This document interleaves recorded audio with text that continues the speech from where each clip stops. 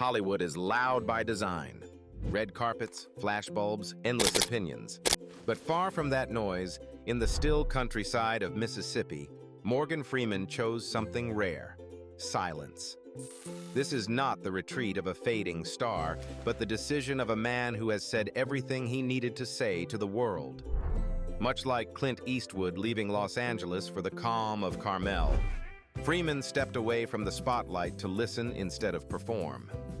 To understand why quiet became his destination, we have to go back to where his story truly began.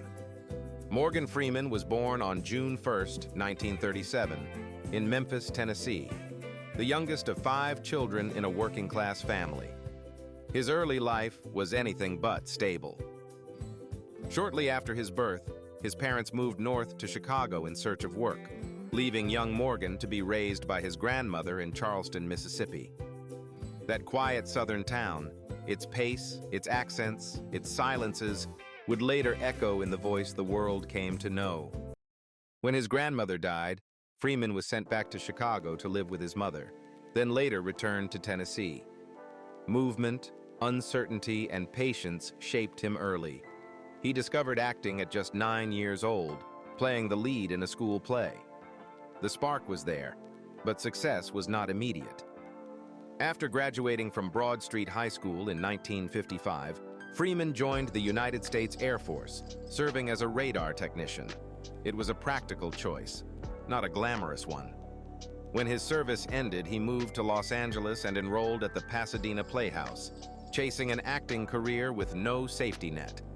To survive, he worked as a clerk at Los Angeles City College while traveling constantly between New York and San Francisco as a dancer and musical theater performer.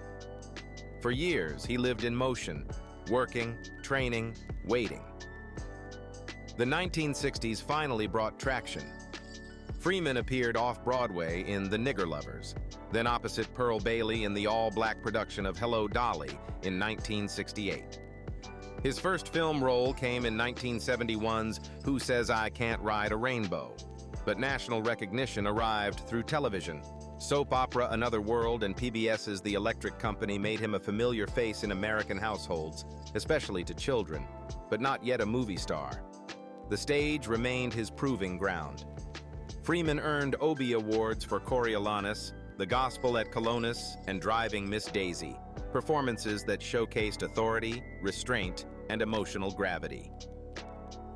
Hollywood finally took notice in the late 1980s. His role in Street Smart, 1987, earned him an Oscar nomination, but it was 1994's The Shawshank Redemption that changed everything. As Red, Freeman didn't just act. He anchored the film with calm intelligence and moral weight. At nearly 60 years old, he became an A-list star. From there, the rise was steady and unmistakable. C7N, Unforgiven, Deep Impact, Robin Hood. In 2005, after decades of work, Freeman won his first Academy Award for Million Dollar Baby. That same year, he became something else entirely. America's moral narrator, playing God in Bruce Almighty and later anchoring Christopher Nolan's Dark Knight trilogy. Even in later years, Freeman never slowed.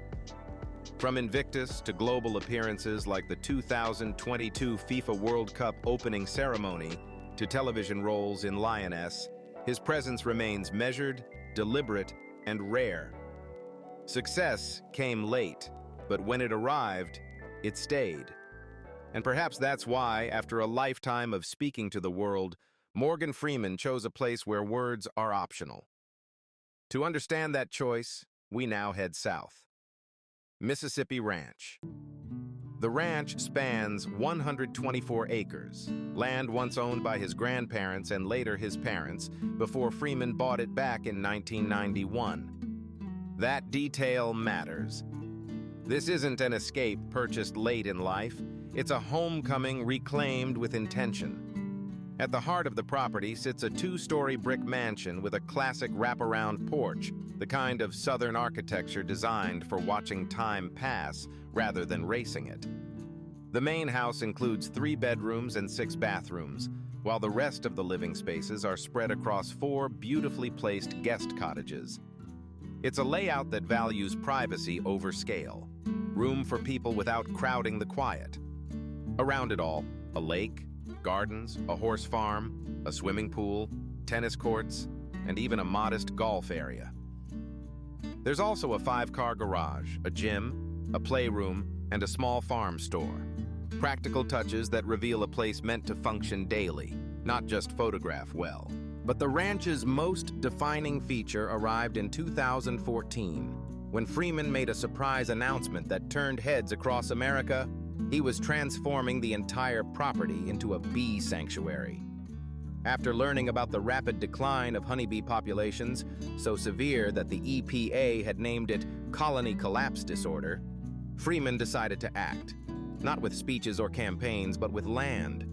He planted bee-friendly trees, imported hives, and reshaped the ecosystem to sustain life that most people overlook.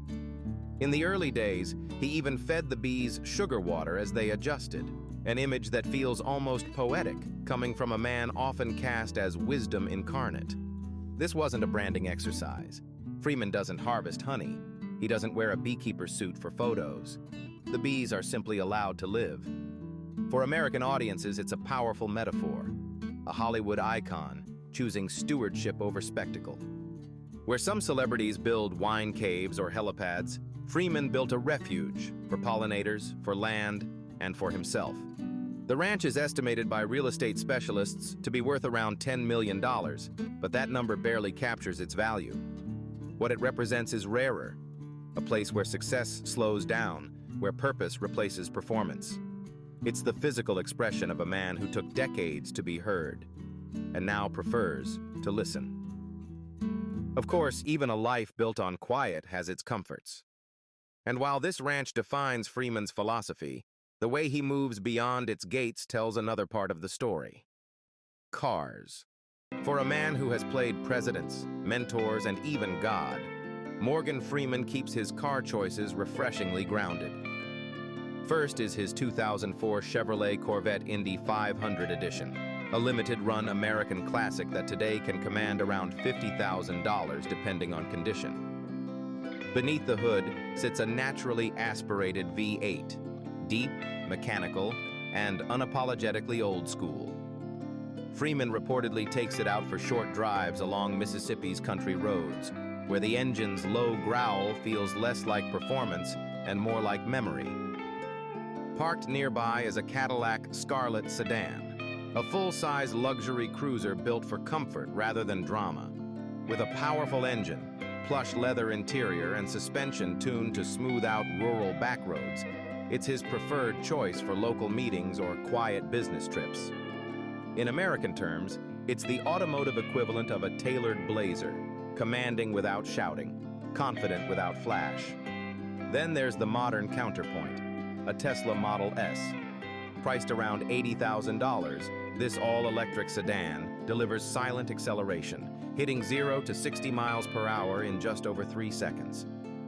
For Freeman, the appeal isn't novelty, it's discretion. The near-silent glide allows him to leave the ranch at dawn without disturbing the horses, the land, or the bees. And when the road ends and distances stretch further than asphalt allows, Freeman turns to another form of freedom. Private jet. In 2002, he earned his private pilot's license, turning flight from luxury into personal freedom. For Freeman, flying isn't about status. It's about control, perspective, and moving above the noise on his own terms. His aviation journey began modestly with a Cessna 414, a twin-engine aircraft capable of carrying up to 8 passengers. Valued at around $500,000, it's practical, reliable, and perfectly suited for regional travel. This was the pilot's plane, hands-on, responsive, and honest, mirroring Freeman's preference for function over flash. He later stepped up to a Cessna Citation 501, a small business jet designed for efficiency rather than excess. With seating for 5 and a price tag reaching $800,000, it offered faster travel and greater range without sacrificing intimacy. In American terms, it's the jet equivalent of a well-made suit, precise, professional, and understated. At the top of his fleet was the Emivest SJ-30, a modern light jet with serious capability. Cruising at nearly 560 miles per hour and boasting a range of about 2,900 miles, the SJ-30 can comfortably carry up to 9 passengers. Ownership costs hover around $7.5 million, but the appeal lies in performance and autonomy. The cabin is compact yet refined, designed for long flights without excess distraction. Flying, however, has never been taken lightly. Freeman once came frighteningly close to losing his life when a tire blew out after takeoff, forcing an emergency landing. The incident reinforced his respect for risk and preparation, qualities that define how he approaches everything, from acting to land stewardship. When the sky feels too fast, Freeman finds balance elsewhere, trading altitude for horizon. Boats. Freeman is an experienced sailor with a long cruising history, and for him, sailing has never been about display. It's about rhythm, patience, and surrendering control to nature, qualities that mirror his approach to life. His journey began with an Alberg 30, a modest, aging sailboat valued at around $30,000. Small and unforgiving, it demanded skill and attention, teaching Freeman the fundamentals of seamanship. In the 1980s, he upgraded to a Shannon 38, a sturdier and more capable vessel worth roughly $80,000, designed for longer passages and deeper trust in the water beneath it. Today, his most refined companion at sea is the Shannon 43, a modern evolution of the boats he loved before. Priced at over $400,000, it offers comfort without excess, strength without arrogance. Freeman doesn't sail to be seen. He sails to disappear, to let wind and tide quiet the same voice the world has listened to for decades. And while the sea offers clarity, the numbers behind a life like this tell their own story. Income and net worth. His estimated net worth of around $250 million places him among Hollywood's quiet financial giants, especially notable considering a highly publicized $100 to $200 million divorce settlement in 2010, which dramatically reduced what could have been an even larger fortune. Freeman's foundation is film. Over a career spanning 100-plus movies, his acting income alone exceeds $200 million. Early on, he accepted modest pay, earning just $300,000 for The Shawshank Redemption, a decision that proved historic rather than profitable at the time. As his reputation grew, so did his rates. By the 2000s, Freeman was commanding around $10 million per major film, including $5 million per installment for Christopher Nolan's Dark Knight trilogy, and top billing for Million Dollar Baby, the role that finally earned him an Academy Award. Then there's the voice. Freeman's narration work is arguably the most recognizable in the world. From documentaries like March of the Penguins, reportedly earning about $1 million, to series such as Through the Wormhole and The Story of God, his voice has become a premium asset. Individual narration projects can bring in $1 to $5 million, while licensing, commercials, and long-running deals continue to generate $500,000 to $1 million annually. Behind the camera, Freeman has also played the long game. In 1996, he co-founded Revelations Entertainment with producer Laurie McCreary, helping bring projects like Invictus and Madam Secretary to life. Beyond acting fees, Freeman earns back-end profits and equity, adding an estimated $5 to $20 million per successful project over time. Outside Hollywood, his business interests remain grounded. He owns the Ground Zero Blues Club in Clarksdale, Mississippi, a cultural landmark that draws tourism and live music fans, generating an estimated $1 to $3 million annually. Earlier ventures like ClickStar, a digital film platform launched with Intel, added further equity before being shut down. Endorsements round out the picture. Recent spokesperson roles including Homes.com from 2025 and luxury brands like Laurent Perrier bring in high six-figure deals. Unlike many celebrities, Freeman doesn't chase volume. He chooses partnerships that fit his image. The result is wealth built slowly, tested by loss, and sustained by credibility. And behind those numbers is a private man shaped not by money, but by resilience, faith, and personal trials. Personal life. Freeman was first married to Jeanette Adair Bradshaw in 1967, a marriage that ended in 1979. In 1984, he married costume designer Myrna Colley Lee. The relationship lasted over 2 decades before they separated in 2007 and finalized their divorce in 2010, one of the most financially significant divorces in Hollywood history. Through it all, Freeman remained deeply committed to his role as a father. He has 4 children, Alfonso, Dina, Morgana, and Saifulaye, and helped raise his granddaughter, Edina Hines, from his first marriage. That family bond was tested in the most devastating way imaginable. On August 16, 2015, Edina Hines was murdered in New York City at the age of 33. Freeman released a brief but heartbreaking statement asking for privacy and honoring her life rather than focusing on the violence of her death. Those close to him have said the loss permanently changed him, deepening his introspection and reinforcing his withdrawal from public life. Freeman's endurance has also been physical. On August 3, 2008, he survived a severe car accident near Ruleville, Mississippi, when his Nissan Maxima flipped multiple times. He was trapped inside the vehicle and had to be rescued with hydraulic tools. Despite broken bones in his shoulder, arm, and elbow, Freeman remained conscious and even joked with photographers at the scene, a glimpse of the composure that defines him.